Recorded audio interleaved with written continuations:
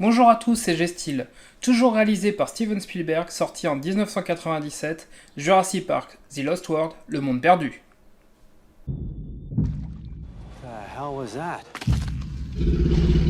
Go. As fast as you can.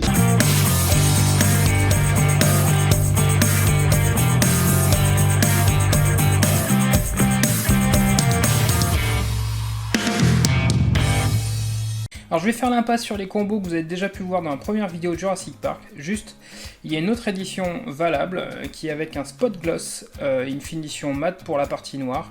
Mais moi j'ai bien choisi de rester sur cette version allemande, Zavi ou taïwanaise, donc du film The Lost World. Pourquoi? Puisque vous avez un embossage sur la partie rouge du logo et un effet glossy sur l'ensemble du steelbook comme sur le premier. Qui pour moi est une réalisation de très grande qualité.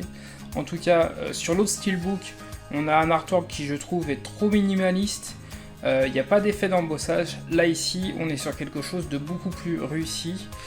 Quand on l'expose bien à la lumière, on voit bien les verres du feuillage qui ressortent grâce aux différentes couches de vernis. Pour le titre, il est bien dans la continuité du premier, il est assez visible. Au niveau des logos, ça reste assez léger avec le logo Universal et Blu-ray. Et surtout, on a ce verso magnifique, tellement bien réalisé au niveau de l'image, qu'on a une impression de relief par l'image, alors qu'il n'y a absolument aucun effet avec la matière, avec le métal, mais il est magnifique au niveau de ce verso.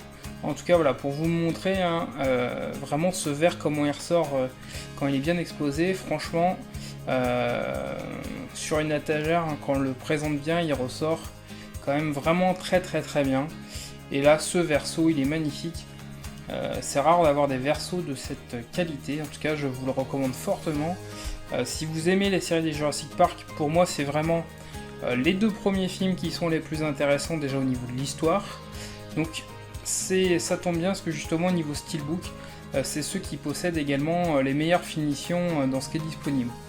À l'intérieur, vous avez normalement qu'un seul emplacement Blu-ray. Moi j'ai rajouté de quoi rajouter le disque 4K puisqu'il est sorti maintenant en 4K.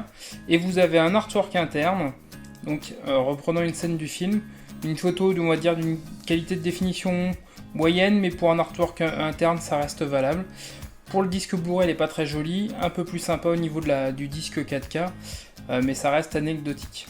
En tout cas, voilà pour ce magnifique steelbook. Pour ce qui est de la technique, en Blu-ray, nous avons du son DTS pour le français, et on gagne sur la VO du DTS X, donc c'est vraiment un gain comparable.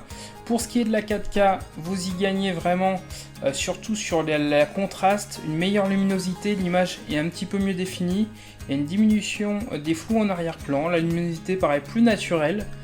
Malgré tout, malheureusement, le film est un petit peu inégal au niveau du plan, donc forcément la scène d'intro que je vous présente a été un peu travaillée plus soigneusement peut-être que d'autres scènes pendant le film. Au niveau des visages, en 4K, on a vu quand même des films plus récents, mais aussi de cette époque, qui étaient beaucoup mieux définis au niveau des visages en 4K. C'est peut-être un point qui reste à travailler. En tout cas, on est sur un vrai net gain. C'est une version 4K satisfaisante. Je dirais que c'est pas parfait, c'est pas un top démo, mais en tout cas, c'est un film qu'on peut avoir acheté en 4K sans le regretter. Après, pour l'aspect technique, juste vous redire aussi que malheureusement on peut déplorer sur cette édition française, parce que c'est bien un disque 4K français que j'ai, il n'y a pas de piste HD en français, ça je trouve que c'est toujours dommage. Pour les notes de la presse, on est sur du 4.5 pour blu-ray.com, on est sur du 3,5 sur 5 pour iDef à cause du côté inégal, 8 sur 10 pour les années laser parce que c'est une note globale avec le son. Moi je le situerais à 4 sur 5 au niveau de la qualité de l'image. Pour moi c'est sur une échelle de 5. Ça vaut un 4, donc ça veut dire qu'il faut l'avoir, mais c'est pas un top démo, donc si vous aimez ce film, je pense que c'est une des meilleures façons de le regarder.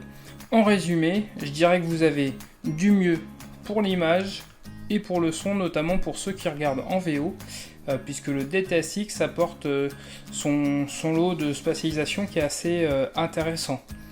En tout cas, je vous remercie de me suivre, on est un petit peu plus nombreux sur la chaîne.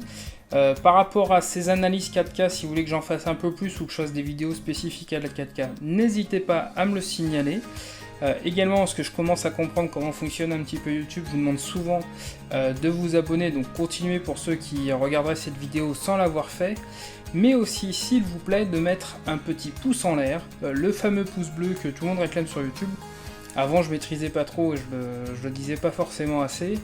Mais ce pouce bleu, en fait, aide à ce que la vidéo remonte si jamais des gens tapent Steelbook, Jurassic Park, voilà, dans YouTube. Il y a plus de chances que par la suite, ils tombent sur ma vidéo. Donc, je vous remercie de le faire. En tout cas, merci beaucoup de me suivre et je vous dis à bientôt.